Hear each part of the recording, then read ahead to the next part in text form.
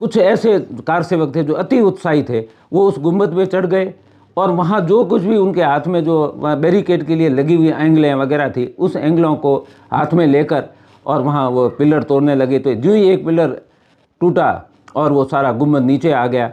फिर दूसरे का रहा थी में तो खूब यातनाएँ दी गई थी। मुलायम सिंह सरकार द्वारा यहाँ से गए थे और चंदू जी का सर्वविदित है कि उन्होंने कहा कि मैं इनका नेता हूँ। तो इस बात को लेकर उन्होंने उस चंदू जी के ऊपर इतना डंडों से मारपीट की थी कि पूरा शरीर लाल वो दागमय हो गया था।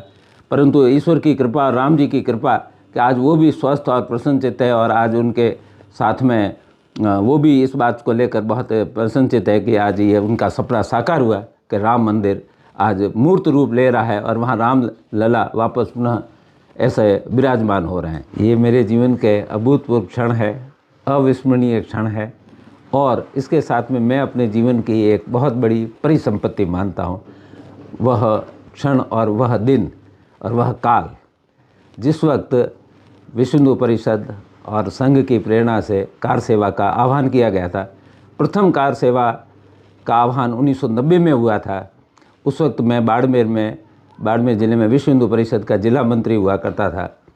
तो यहाँ सभी गांवों से और बाड़मेर नगर से बहुत बड़ा जत्था तैयार हुआ और 120 लोग तैयार हुए, जिसमें मुख्य रूप से अपना नाम आता है चंद्र प्रकाश जी सिंघल, जिसको चंदू जी बाटा के नाम से हम प्रसिद्ध है, उनके नेतृत्व में। और बड़े बड़े उसमें साधु संत भी थे।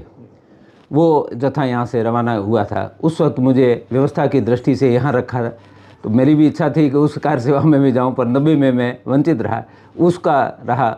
और 1992 में जब 1992 में पुनः जब वहाँ पर यूपी में वो मुलायम सिंह की सरकार समाप्त हो चुकी थी और कल्याण सिंह जी की सरकार स्थापित हुई थी, उस वक्त फिर आह्वान हुआ।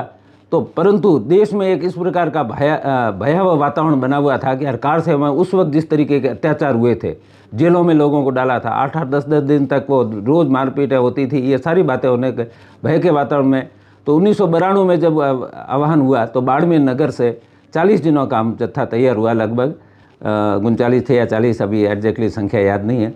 और उसमें हमारे जिला अध्यक्ष बंसीलाल जी पालीवाल दिवंगत, उन्होंने तो 1990 में भी कार सेवा की थी और 1992 में हमारे साथ भी थे। तो उनके नेतृत्व समझे और मेरा मंत्री के नाते मेरे पर सारा दायित्व था। हम यहाँ से रवाना हुए थे, 30 नवंबर को ही रवाना हो गए थे और एक तो वहाँ पहुँच गए थे। वहाँ फिर नित्य प्रति सरयू में स्नान करना और दिन भर राम का स्मरण करना, राम धुन लगाना। और वहाँ पर एक राम कथा कुंज करके जो कार्यालय है, उसके स्टेज से, उसके छत से बहुत बड़ा मंच बना हुआ था। वहाँ बड़े बड़े साधु संत और अपने विश्व हिंदू परिषद के नेताओं का अशोक जी सिंघल से लेकर और रितमराज जी प्रवचन हम सुनते थे। उस वक्त सुप्रीम कोर्ट तक मामला पहुंचा था और सुप्रीम कोर्ट ने कहा था से ये आह्वान उनसे ये मांग की गई थी कि हमको एक प्रतीकात्मक कार सेवा करने दी जाए। वो 3 तारीख निकल गई, 4 तारीख निकली, 5 तारीख को बिल्कुल मना किया कि नहीं, किसी भी प्रकार की कोई भी अनुमति नहीं दी जाएगी।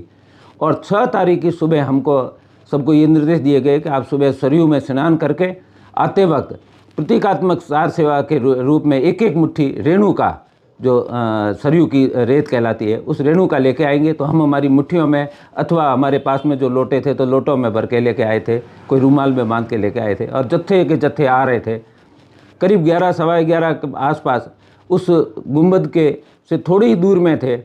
तो उसमें कई हम तो अनुशासन से चल रहे थे ये जत्थे वाइज, परंतु पूरे देश के लोग, लाखों लोग थे। कुछ ऐसे कार सेवक थे जो अति उत्साही थे, वो उस गुंबद पे चढ़ गए और वहाँ जो कुछ भी उनके हाथ में जो बैरिकेड के लिए लगी हुई एंगलें वगैरह थी, उस एंगलों को हाथ में लेकर और वहाँ वो पिलर तोड़ने लगे। तो जो ही एक पिलर टूटा और वो सारा गुंबद नीचे आ गया। फिर दूसरे का रहा, तीसरा, और तब तक हम भी नज़दीक पहुँच गए थे। फिर उस कलंक का जो ढांचा था, जिसको बाबरी मस्जिद कहा जाता था, वो राम जन्मभूमि का स्थान था। तो वहाँ रामलला की मूर्ति को थोड़ा बाढ़ लेकर और उन ढांचों को ढहा दिया गया और इस तरीके से वहाँ जय श्री राम हो गया काम, जोरदार के नारे गुंजायमान हुए। आज वो क्षण का स्मरण करते हुए मैं रोमांचित हो रहा हूँ और मेरे जीवन का ये अविस्मरणीय और ऐसा दृश्य है जिसकी कोई सीमा नहीं। और उस वक्त भी फिर बाद में वो सारा सफाई हुई, सारे वो ईंटें वगैरह इधर उधर करते रहे। शाम तक पास में ही वो चबूतरा बनाकर जिसके ऊपर रामलला की मूर्ति का स्थापना करके वहीं उसका पूजन भी शुरू कर दिया गया, और जो पुजारी थे वो आए। वो तो ऐसा वो एक दृश्य था। इससे ये, और उसके बाद में जब 6 तारीख को शाम को कल्याण सिंह जी ने इस्तीफा देकर अपना सरकार वो भंग हो गई, राष्ट्रपति शासन हुआ, तो 7 तारीख को मिलिट्री ने हमको सबको घेर दिया, पूरी छावनी बना दी गई अयोध्या को, और हमको निर्देश हुआ कि आप लोग अब आप जय श्री राम हो गया काम, आपकी कार सेवा संपूर्ण हुई है, अब सब अपने अपने स्थानों को लौटें। हम ट्रेन के लिए रवाना होने लगे तो हमने सोचा कि एक बार रामलला के दर्शन करके निकलें। तो जो ही उधर रामलला की तरफ मुड़े, क्योंकि हमारा जो डेरा था, हमको जो स्थान मिला था वो एकदम राम जन्मभूमि के नज़दीक ही था, परंतु मिलिट्री के वो बंदूकें लिए खड़े लोगों ने हमको रोक दिया। उन्होंने कहा नहीं, तो हमने वहीं से दर्शन प्रणाम करके और फिर ट्रेन चढ़े। वहाँ पर पथराव हुआ ट्रेनों पे, बाराबंकी में, लखनऊ पहुँची ट्रेन, तब भी हमने कभी दरवाजे बंद रखो, कहीं दंगा फसाद के भी आसार थे और हुए भी थे बाद में। और वो ट्रेन हमारी सुरक्षित भरतपुर आई। भरतपुर में यहाँ पर अब हमारा स्वागत किया गया, फिर हम बाड़मेर पहुँचे। तो उस वक्त वहाँ आते वक्त यादगार के रूप में मैंने कहा भाई इस कलंकित जो ढांचा था उसकी ईंटें भी कुछ लेके आए। तो सभी स्वयंसेवक लाए थे, सभी कार सेवक लाए थे। फिर वहाँ वो संघ कार्यालय में रखी गई थी, और संघ कार्यालय में संघ भी बाद में प्रतिबंध लगा, इसलिए वो ईंटें फिर वो प्रशासन लेकर चला गया, इसलिए वो तो अब यादगार रही नहीं आज की तारीख में। परंतु ये जो दृश्य है ये हमें तो रोमांचित, हम बहुत सौभाग्यशाली अहोभाग्य हमारे हैं कि हमको ये कार सेवा का मौका मिला। परंतु मैं ये सोच के अपने आप में इतना भाव विह्वल हो रहा हूँ कि जिन्होंने 500 सालों के बीच में इस संघर्ष में अपने आहुति दे दी, अपने प्राणों की आहुति दे दी, अपना जीवन बलिदान कर दिया, उनको आज नमन करते हुए मुझे मन में बड़ी उनके प्रति एक श्रद्धा भाव के साथ में मैं नमन करता हूँ, वंदन करता हूँ कि उनके बलिदान स्वरूप आज हम यह दृश्य देख रहे हैं। बाकी हमारा तो सिर्फ आना और जाना ही रहा। हमने तो ठीक है थोड़ी बहुत ही वो दाम मात्र की जिसको कह सकते हो एक औपचारिकता ही निभाई है। हमको कोई ऐसा कष्ट नहीं दिया जैसा कि 1990 में तो खूब यातनाएं दी गई थी। मुलायम सिंह सरकार द्वारा यहाँ से गए थे, और चंदू जी का सर्वविदित है कि उन्होंने कहा कि मैं इनका नेता हूँ, तो इस बात को लेकर उन्होंने उस चंदू जी के ऊपर इतना डंडों से मारपीट की थी कि पूरा शरीर लाल वो ऐसा वो दागमय हो गया था।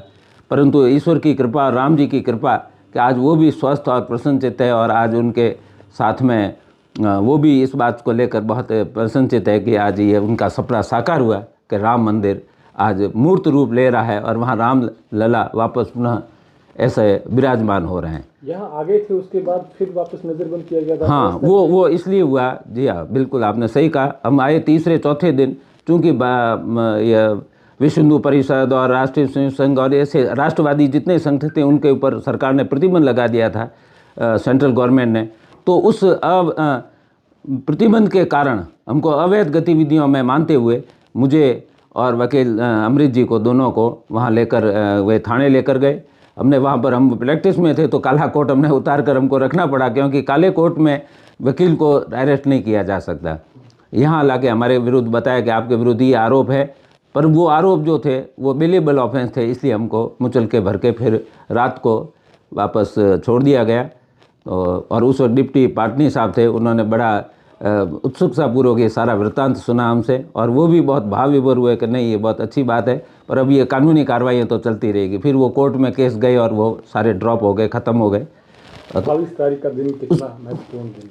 22 तारीख का महत्वपूर्ण की तो कोई सीमा ही नहीं है। हमारी खुशी की और महत्व के बारे में तो सोचें तो अपार है। मेरे पास शब्द नहीं है कि मैं इसको कैसे आपको लोगों को समझाऊं कि इस जब इतना मूर्त रूप ले रहा है, तो जैसे घर में एक छोटा सा कोई खुशी का प्रसंग आता है तो आदमी भावविभोर होकर पूरे अपने घर को सजाता है, ऐसे आज रामलला की मूर्ति स्थापित हो रही है तो पूरा देश पुलकित हो रहा है। पूरे देश में गांव गांव, घर घर, ढाणी ढाणी, जिसको कह सकते हैं, प्रत्येक व्यक्ति आनंदित है।